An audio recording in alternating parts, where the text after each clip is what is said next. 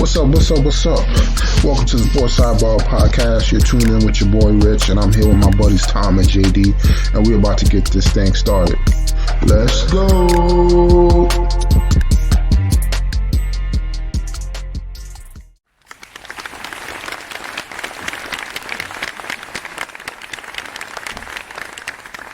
Welcome everybody. Welcome back to another jam-packed episode. How's everybody doing today? Doing pretty good, Rich. It's a good week. It's Masters week.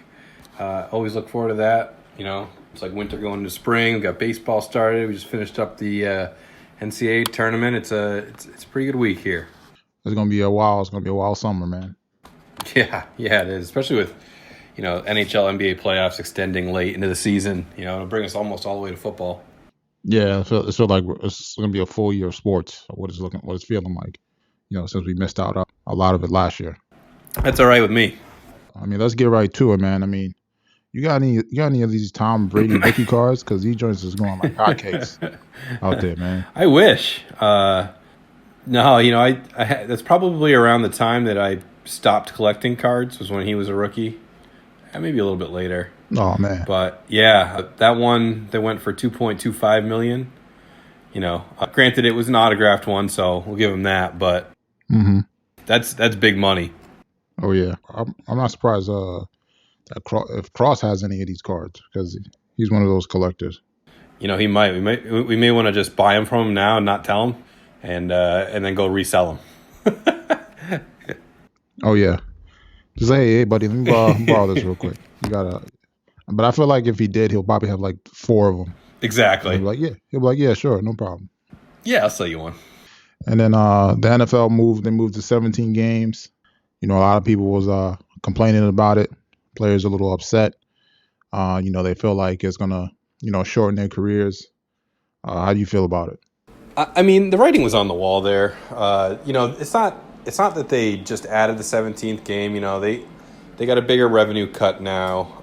So, there's some give and take there, but it's not like I feel like the players had to know this was coming based on, the last CBA and all that stuff. So, again, like, they're getting paid for it, and I know that, the TV money is going to be coming in, so I'm assuming that guys are going to get bigger contracts. And yeah, while it's unfortunate for some of these guys that are already under contract for the next couple of years, they'll get theirs, When they go to re-up, they have another bargaining chip on their side, and they're removing. Not that the preseason's a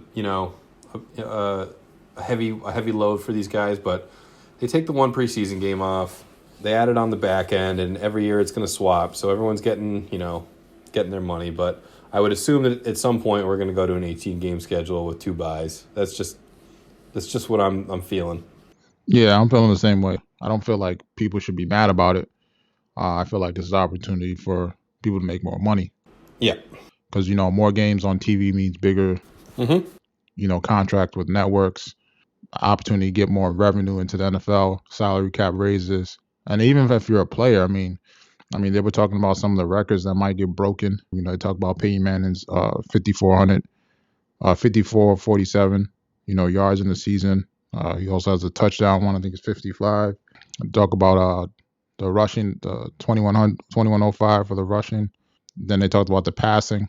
I don't think anybody's going to get close to that passing to over 2K. I know Calvin Johnson got close. He had like 1964. And then the sack record, I think that's going to be a big one. That might get broken.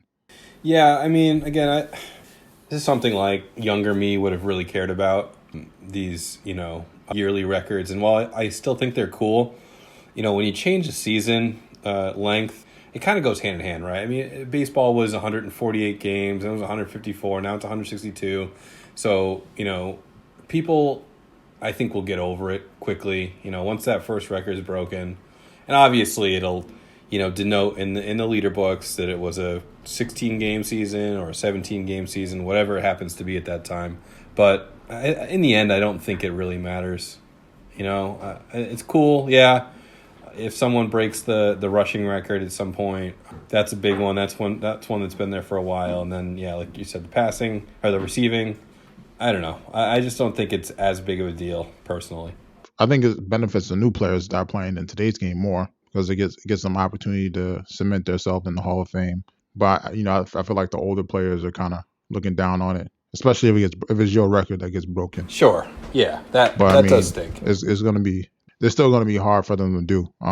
Like I said, the receiving one, I don't think that one will get broken. I mean, Calvin was averaging like almost 250 a game, I think, that season when he got close to the 2,000 mark. Oh, for sure. Yeah. So, but I mean, they should be excited about this. Yeah, absolutely. And then we had Aaron Rodgers. He was hosting Jeopardy.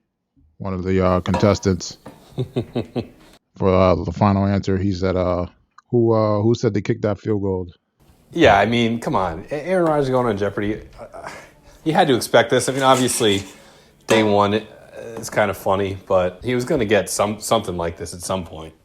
Oh yeah, I think it was great. He handled it well. He did. But you could tell deep down inside he was just like, this motherfucker. Yeah, well, they're kind of taking a shot at the coach and the decision overall, and he was pretty vocal about it at the end of that game. So yeah, it was pretty funny. I liked it. Oh yeah, I'm looking forward to see if they keep him or if it's just like a weekly thing. But I think he did a good job though. For Rodgers, yeah, he's got 2 weeks, and then I think they have a few more, and then they're gonna figure out what route they want to go. I watched a little bit of it. He just seems a little stiff. Yeah, a little stiff.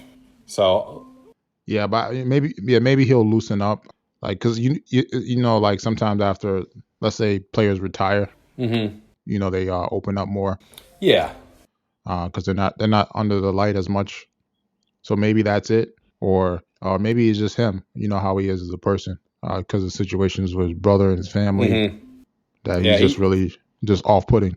Right. I think he probably just tries to keep to himself. But I think you're right. I think maybe he's looking towards end of the career and seeing what he can do to maybe open up a little bit more, and maybe this is a step in that direction. And he just doesn't strike me as a guy who wants to do the broadcasting thing like Tony Romo and guys like that, Troy Aikman. So I think he's trying to kind of take his personality somewhere else. Yeah, I just feel like I feel like he has a personality. He just doesn't want people to see it yet. Yep. So whether that be after he retires, or maybe the right show brings it out. Yeah, that could be it.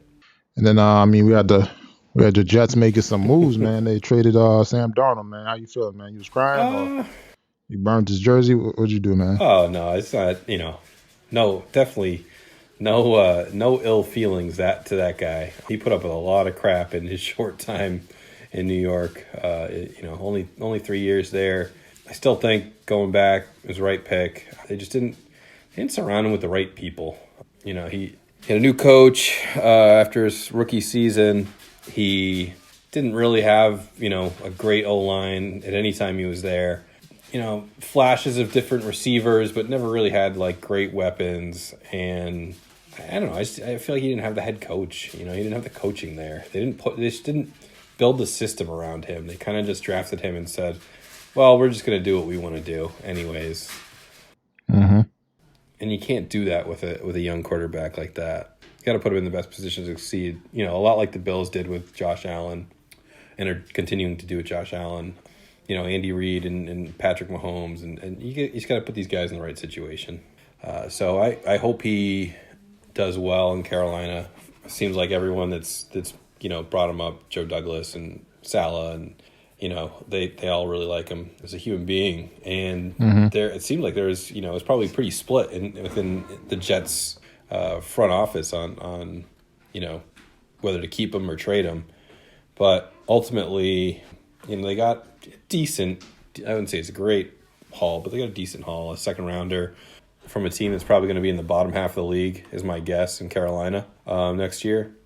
And I just think that's unfortunately that's the value of Darnold right now. He has what seems to be potential, but he hasn't had a good season at all. He had a good 6-game stretch towards the end of his second season that gave a lot of hope for this past year, and just didn't have it yet. So I think that was their only move. Other than the only other move that they could have done at this point is basically hold on to Darnold and trade that second pick and try to get a haul for someone who wants to jump in front of San Francisco. Mm-hmm. But ultimately, they decided to move on from Sam, and looks like they'll be drafting Wilson number 2. Oh, yeah. I mean, speaking of the draft, I mean, we about to hit y'all with the first edition of the Sports Sidebar Mock Draft. I mean, let's go down the list.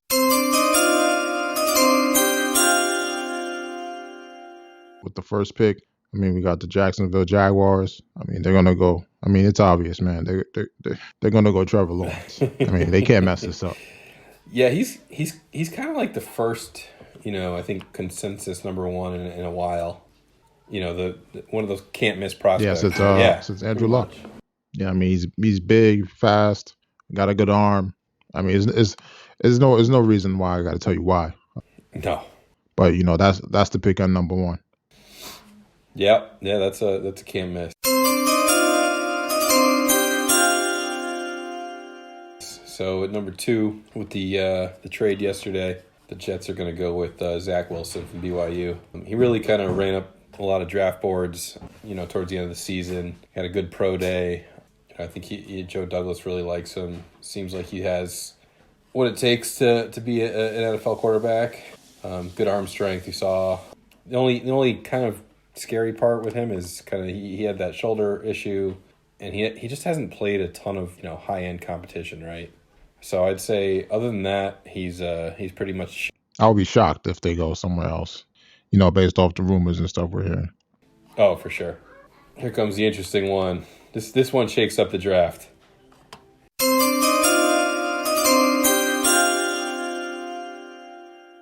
And then for the third pick, the San Francisco 49ers, I think they're going to go Trey Lance. You think so? At number 3. Yeah. All right. I'm either picking Trey Lance or Justin Fields, but for this sake, for 1.0, I'm going with Trey Lance. I feel like everything they've been doing has been smoke and mirrors. They're hiding their true intent. I think he's the biggest of the quarterbacks outside of Mac Jones. He has an arm. I think they're not in a rush to start him because they got Jimmy G. Kind of like a Patrick Mahomes situation with Alex Smith. He gets to sit for a year or sit majority year until Jimmy G gets injured or they decide to trade him, depending on how he plays. And then because I feel like Shanahan, he can make a good quarterback. I mean, we saw what he did with Matt Ryan down there in Atlanta. I mean, we saw what he did with Jimmy G. I mean, imagine if he had a mobile quarterback. Some of the things he can do. Yeah, I think he basically, I'm not even sure he needs a quarterback to be quite honest. The way that his run game is set up, he just needs someone to manage the game. But I think you're right, for the 2 or 3 big throws a game, he's going to need someone in there. And if Trey Lance is their guy, then go get him. I mean, they traded up. They clearly know that Zach Wilson and Trevor Lawrence are going to go 1 and 2. So, they've all but said they're going quarterback, so they must have a guy that they really like there at 3, because otherwise why make the trade? Oh, yeah. It'd just be interesting to see if it's Lance, Mac Jones, or Justin Fields. Yeah. I mean, the first probably 4 picks might be quarterbacks, the way this is shaping up.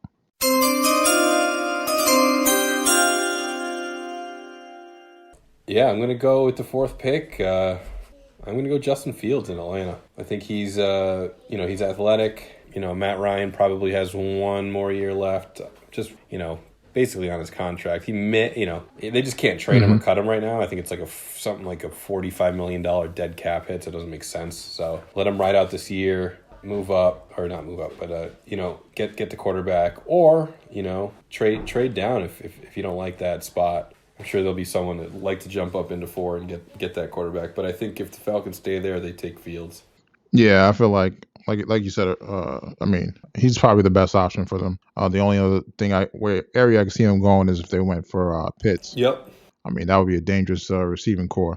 But if you go Pitts, I mean, you're pretty much relying on Matt Ryan to push strong for another 2 to 3 years. I mean, it's possible because their division's kind of in array right now. Besides the Buccaneers, I mean, that's the only real competition for Atlanta right now. If things pan out. But I mean, it's going to be interesting to see what they do with that fourth pick.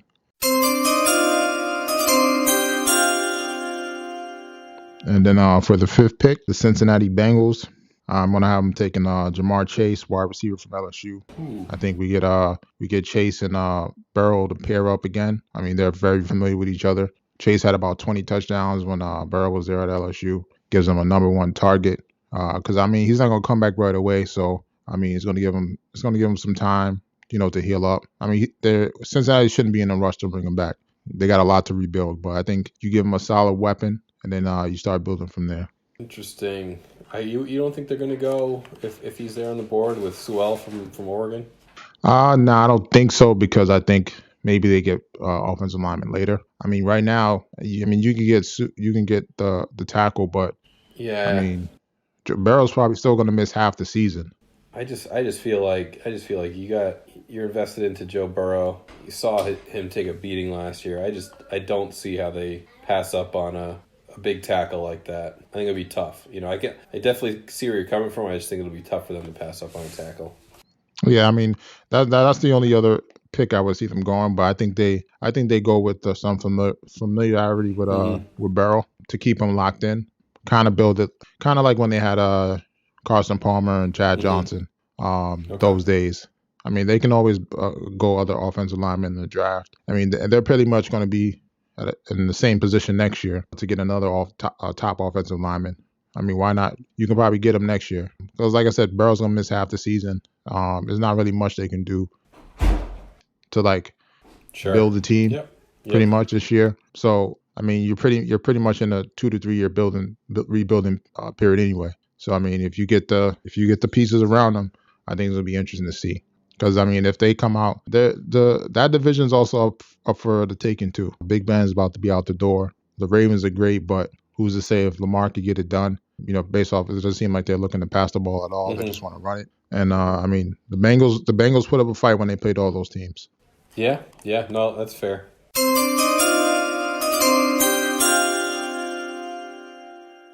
I think at 6, then Miami picking. I don't see how they pass up on Pitts. I think they probably prefer a wide receiver, Jamar Chase maybe if he's there, but I think that I don't think they can pass up on Pitts if he's still around. Yeah, I don't see how any team can pass up on Pitts. That guy's a monster. 4'4", 250, 260, 6'6". I mean, that's like a faster Travis Kelce and bigger. And him and Little were like the number 1 and 2 tight ends this year. Yep. So yeah, I think it's hard for them to pass up on a guy that runs a 4. What do you run, a 4.4 440 at 6'5", 260 pounds? Yeah, that's blazing speed right there. Not to mention that size.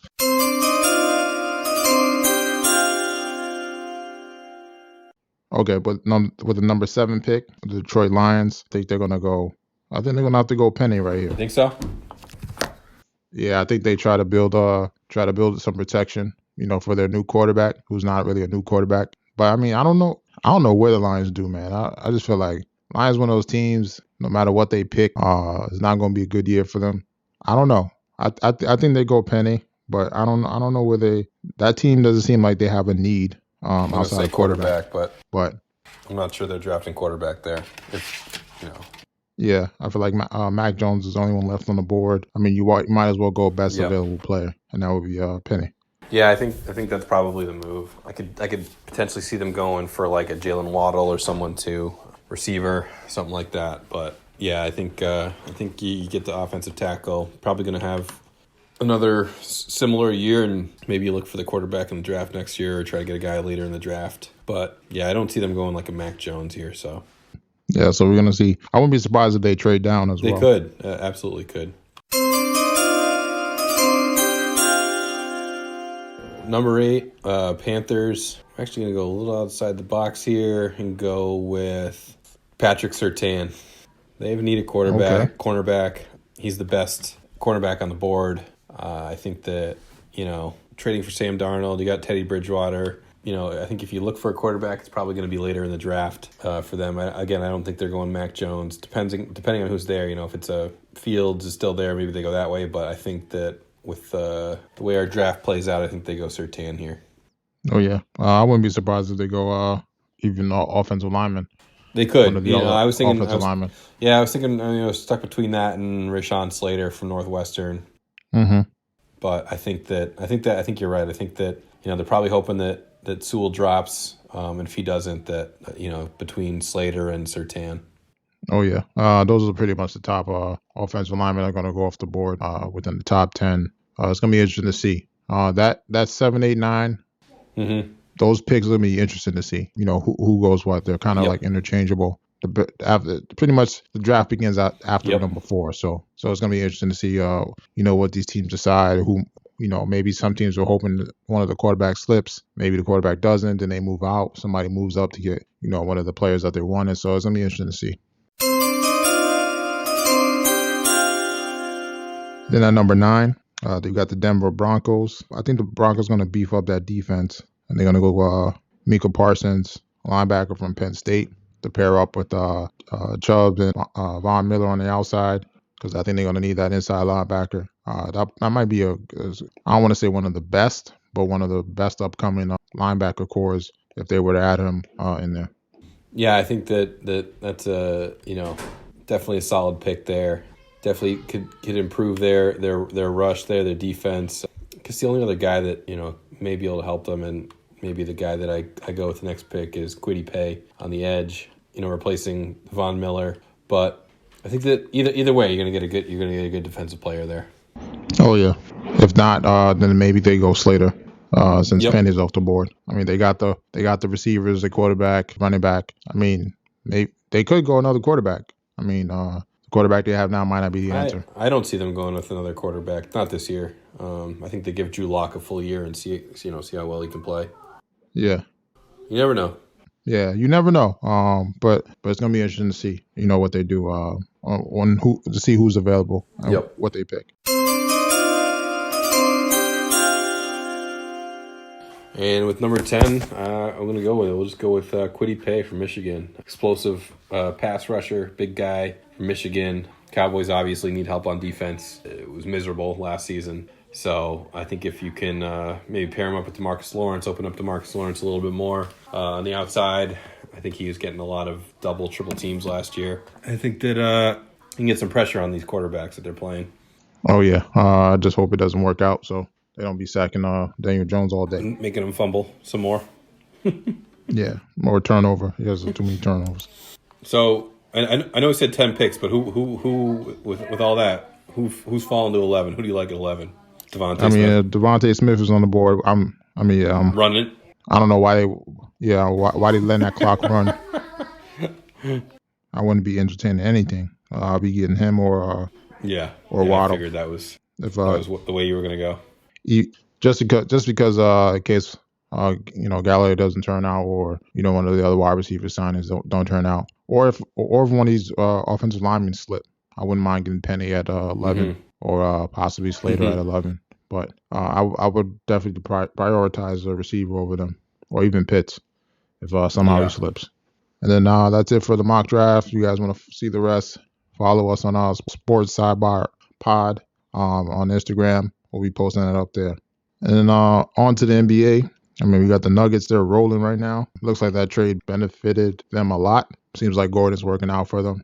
It's going to be interesting to see how far they can climb. The Lakers are dropping. Yeah, we kind of knew that was going to happen, right? We knew that having your two of the probably best 4 players in the league on your team, and both of them are out at the same time and out for a while. It's we knew it was going to be kind of a tough road for them. But yeah, I think Denver's playing well.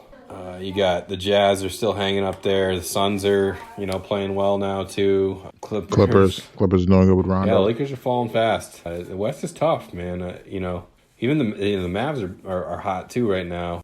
Yeah, we need them to cool off. I could see the Lakers dropping down into 7.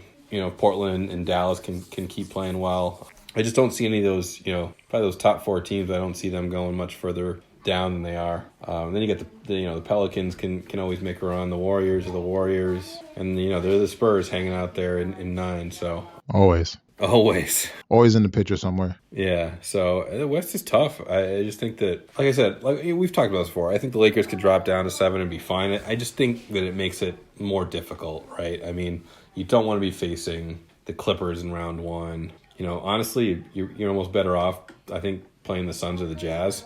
I don't think you want to see the Nuggets or the Clippers in round 1. Just makes it more difficult. Oh yeah. I think for the Lakers that would be horrible, but for us as fans, we would love to see that first round matchup. Yeah, awesome. Especially if they go back to the bubble. That bubble basketball was great. Yeah, I would assume that they're going to go back to a bubble, but I don't know. By that point, who knows? Maybe they're not. Maybe they'll have access to the vaccines, and those that want it will get it, and those that don't won't. I mean, I just got my first shot the other day. Yeah, me too. So it's coming. It's coming. I mean, that I listened to Brad Stevens' interview today. Massachusetts is probably one of the last states for general population, but he said that most of his team is gonna they got guys signed up for it, so they've done a lot of I think the NBA's done a good job of educating these guys on what it is and how it can protect them and the benefits and kind of the downsides of it, and letting them make their own decision. I mean, a lot of the stadiums are getting ready to open up too, so I mean, we've seen some of the baseball ones. I'm sure the NBA one's going to be right around the corner, trying to get back to full capacity, to get some of that revenue back in. Yeah, I mean, in in Texas, they opened they opened their opening day with a full crowd. They had 35,000 people. Yeah, that was crazy. That's a lot of people in one spot, especially with COVID. And then we had your boy. We had some unfortunate news in the NBA. We had your boy Durant wilding out on Instagram, going at Michael Rappaport. Got fined $50K. That's nothing to him, to be honest, but I feel like it's something that doesn't shock me based off some of the things we've seen from Durant. He's got a burner account. He's been going back and forth with different fans at certain comments. But, I mean, you got to be better than that to not put yourself in that situation. Yeah, it was obviously him and Rappaport have a long history, but like he probably, not probably, he definitely went over the top. Obviously he was, pissed off. Probably could have done it in a better way, but also like, why is Rappaport like sending out his messages with Kevin Durant? Yeah. I mean, at some point you just gotta, bury it or just walk away. But Durant was in the wrong. Oh yeah, I mean it's something. Michael Rappaport he's a troller. He does this. He does this to players. When you respond, you're giving him the clout that he wants, the response that he wants, the attention that he wants. Probably would have been better off to just ignore him, keep him moving. But I mean, I guess he must have struck a chord. Yeah, I'd say he struck a chord. Then we had your boy, man. They caught him out here slipping. Your boy Paul Pierce got let go because of a little video he put out on Instagram. Him enjoying himself. I mean, there's nothing I can say about it. He was off work time, but I mean, obviously that matters. And when you're on TV like that, you have a persona to pertain. I don't know how to feel about it, man. I think they should have left Paul Pierce alone, man. Yeah, I just I think you're right in that they shouldn't be worried about his personal life, but at the same time, it was pretty. I would say egregious.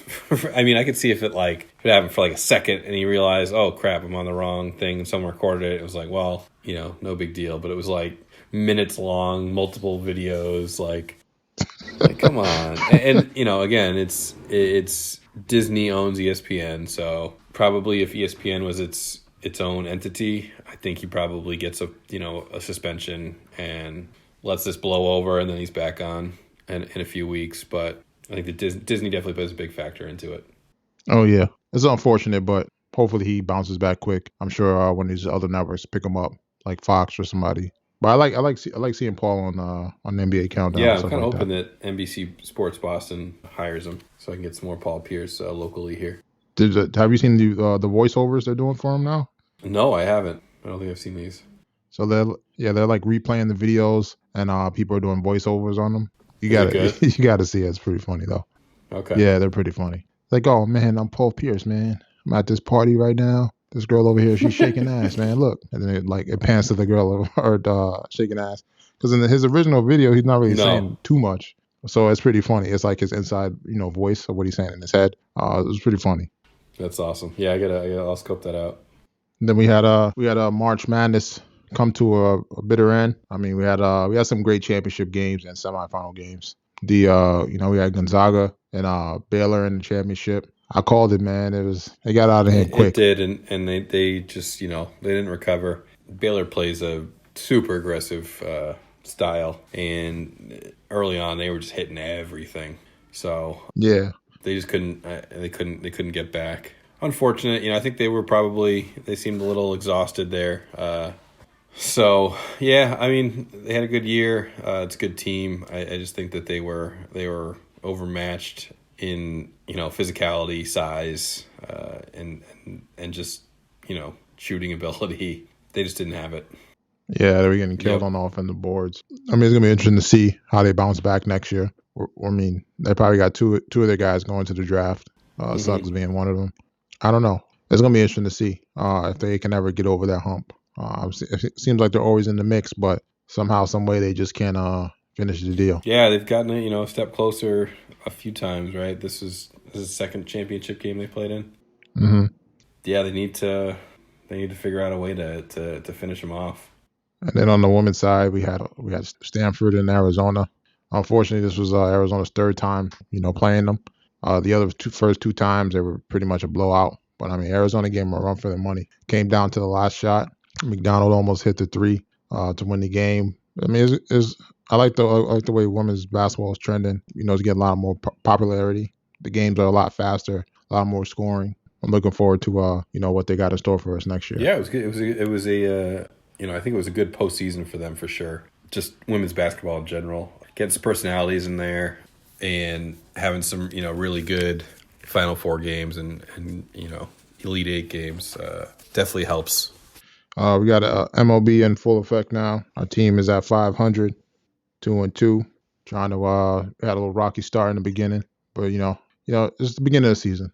So it's gonna be interesting to see how everything pans out. I think the Padres weren't doing too good. Yeah, now Tatis it looks like he's got a dislocated shoulder. He might be out for a while.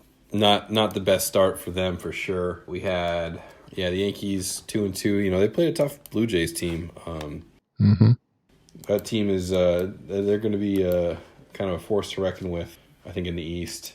Yeah, the Red Sox get swept by the Orioles, Oh yeah, who are supposed to be one of the worst teams in Major League Baseball this year. But yeah, I think for the most part, kind of played out. I mean, we had the Washington Mets series that got postponed, so we didn't get to see those teams open up early. The Mets going again tonight. Lindor with his new contract, but yeah, I think the West has started out hot with the Astros and the Angels both playing well. They're playing each other this week, so those are two teams to watch out for sure. yeah. I feel like the Astros are always in it for some reason. Yeah, I mean they they got good pitching, they got good hitting, they got a good team. Outside of their cheating fiasco, I think everything there is still, they still got the players there. Yeah. Intact, yeah. All right, so we're back. We're back to the April Masters. We had the one-off in November from the COVID postponement. I think you're going to get a different course this time of year. It's going to be a little harder, a little faster. The problem with the fall, I think, is you get the dew in the morning. Course is a little softer, so those guys that are getting out early usually play on a little bit of an easier course. Probably won't be the case this week. It's been warm. I think it actually frosted over the weekend, but now it's been in the mid to high 80s all week. So I think you're not going to see another 20 under from Dustin Johnson this week. But the azaleas are blooming. Looks great down there in Augusta, and field's solid. They're gonna obviously missing Tiger this week, but everyone else will be there. Oh yeah, it's gonna be interesting to see. I think your boy. I mean, they're giving a bunch of different odds, to win it. I'm hearing, Jordan's up there. Yep. Dustin Johnson, and then Justin Thompson yep. too. Yeah, Thomas. those are probably the three favorites for most people. Jordan Spieth has been playing really well, and even when he wasn't playing well the last couple of years, he's played well at Augusta. The course just kind of suits him. He's a good putter. You need to be able to putt. You need to leave yourself in good places, and he knows how to do that with the best of them. Obviously, Dustin's tee to green game is fantastic. He can hit the ball a mile. He hits it in the fairway, and his wedge game has come a long way. And then, Justin Thomas is, I think he finished fourth in the fall. And he's, he won the Players this year already. He's hitting the ball well. He, again, another guy who hits the ball pretty far, can find the fairway, and great wedge game, good short game, which is what you need at Augusta. But it's this course is taking advantage of the par fives, maintaining on the par threes, and then picking your spots on the par fours. It's the way you win the tournament. It's the way Tiger did it for years. I mean, go out and par everything and birdie the par fives, and you're shooting 68. So four of those days, and you'll be walking out with a green jacket. Most years. Oh yeah, it's gonna be interesting to see if one of those three, take it, or we have a dark horse. Not necessarily a dark horse. One of the unfavorites come out of nowhere. I think one guy you want to watch out for is Cam Smith, Australian dude with a wispy mustache. He played well in the fall. He's one of those guys that's kind of always around the top of the leaderboard. He was the first, actually, I think he was the first player ever to have 4 rounds in the 60s at Augusta. So that's kind of a name to watch out for. 35-1. Yep. So, I mean, he's up there. He's not far. He's like in the middle of the pack. So it's going to be interesting to see who could get that green jacket. I wonder if they're going to do something for Tiger again. Yeah, I know tonight they have the Tuesday night. They have the Champions Dinner. Mm-hmm. So I know they're leaving a seat open for him tonight. But yeah, those guys miss him. I mean, you heard Justin Thomas talk about it today. He always plays his practice rounds with Tiger and Fred Couples, and obviously not having him there is they just kind of miss having him around. I think I think we've talked about it before, but he's just kind of changed his personality over the last probably 4 or 5 years, and now he kind of endears himself to these younger guys like Justin Thomas, and they're able to joke around with them and have fun, and I think it shows in the way that Tiger has played the last few years. So yeah, I think he made himself more approachable. Absolutely. Seems like he's more accessible to some of the golfers now. He's just not like the myth, the legend. I mean, kind of like his little fall from grace, so to say. People realize he's human, just like us. And he seems like he kind of embraced that, understanding he was wrong for what he did, got help, to fix, his addictions. Is just enjoying life right now. Yeah, hopefully we can see him back out here at some point. But it'd definitely be weird. It's always weird when he doesn't play in this tournament. Oh, yeah. But they got a good field. We'll have Bryson back at it. I don't know if you got a chance to check his warm-ups out, but he was, swinging his 140 miles an hour, kind of rapid fire, doing a little workout with VJ Singh watching, and it's... Oh, nice. It's just like, how long can he keep this up? But, he's always, he's a kind of appointment television on some of these tee shots, so I'm excited for it. Yeah, I mean, if you finish in the mix to place and get paid. That's why, that's what, I mean, it's a good strat. Like you said, I think he even said it, right? If he can do it for 5 or 6 years and, make a bunch of money by, placing well in these tournaments, then he can kind of, ride it out from there. Oh, yeah, most definitely.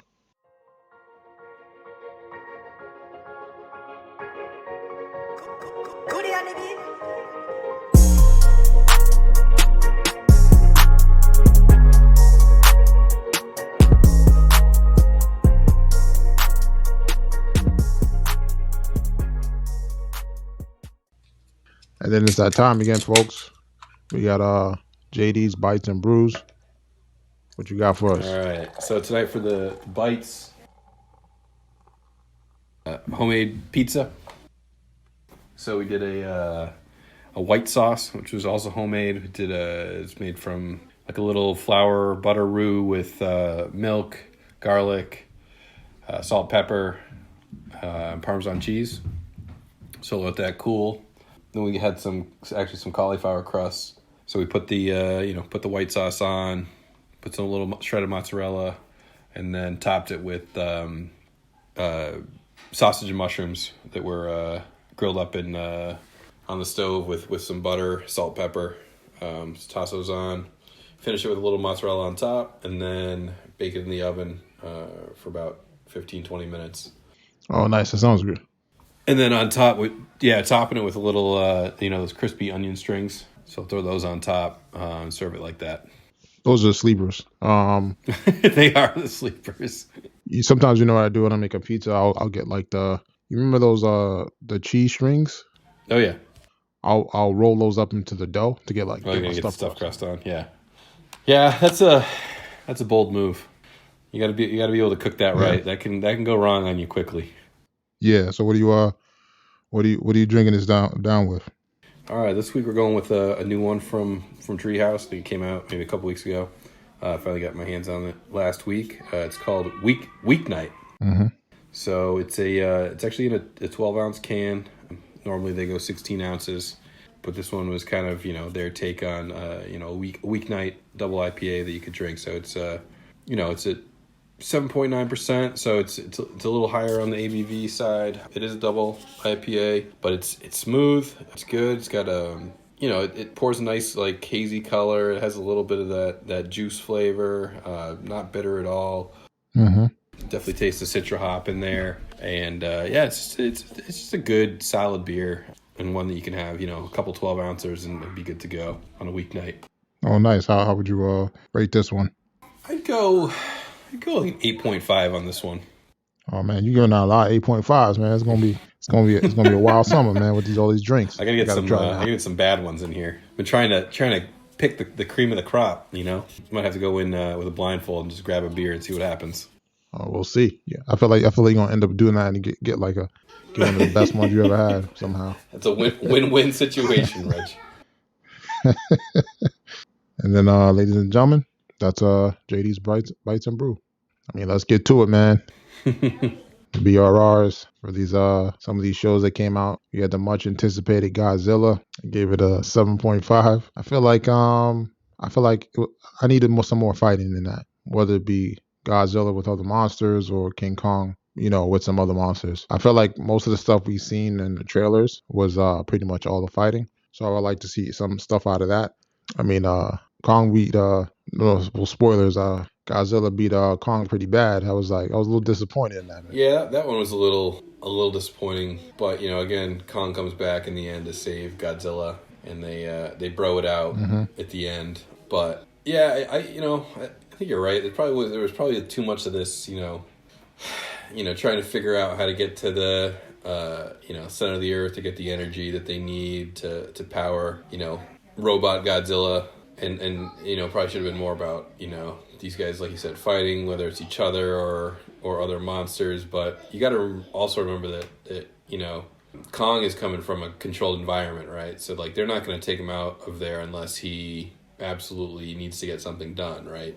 So in that sense, he's not really going to fight other monsters unless Godzilla finds them, which obviously he does. Mm-hmm. Yeah, I know what you mean. I thought the story was good though. I love the the fighting in the ocean. I thought that was awesome. Yeah, especially like Godzilla coming in and taking out like 4 destroyers right away, and then the battle underwater was cool, and then Kong playing dead and Godzilla kind of turning away because they they killed the engines and he took off. That was kind of neat. Yeah, and then obviously getting to the center of the earth and finding out that well, I think that the most ridiculous part to me was just that it took whatever for them to get there, and then Godzilla just blows a hole right through the middle. I was like, yeah, come on. the easiest route between one place to the other is a straight line. He just blew a hole right down in the middle. I was like, oh, give me a break. He pretty much blew a hole through the earth if you think about it. Other than that, I mean, obviously it is what it is, but other than that, I thought it was pretty good. 7.5 is I think right on cue with what it should be. Oh yeah, but I'm also interested to see where they go from here. It seems like they're trying to set up the MonsterVerse, with Godzilla, King Kong. I'm trying to think of other monsters they haven't shown yet. Going forward. I don't think there was a extra credit scene at the end. If I did, I missed it. Probably I'll go back and watch it to see if it leads to something else. Yeah, I didn't stick around for it either, so I'd have to check that out, or I'll wait for you to check it out and tell me. And then the only other thing we had I finished The One. Oh yeah, how was Netflix. Unfortunately, I'm gonna have to give it like a 5.5. The reason being, I felt like it wasn't really original. I felt like there was a lot of it was just like the Black Mirror stuff about the dating. I mean, pretty much this woman, she steals. Spoiler alert: she steals like a program from a guy to figure out how people can, like, who a person's match is as far as like dating relationships. She ends up killing the guy, but she becomes like rich and famous for it. And then eventually, things start unfolding. Like her past catches up with her. And then also follow some other couples that are coupled up, but they're interested to see if they're the person's match. And then they end up sending their partner's hair in and meeting the person. Then it becomes like a big avoidance game of not trying to let your partner meet that person because you don't want them to leave you. But it was short. I think it was like 6 episodes. Looks like they're going to try to go for another season. I don't know if I'm going to stick around for that one.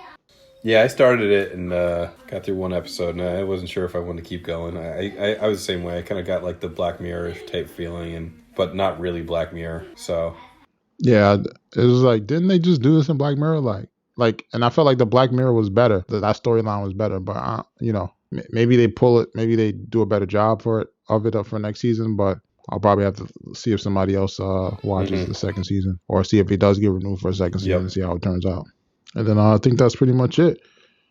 I know they put out a list of all the streaming platforms, some of the top shows to watch. Paramount has all that.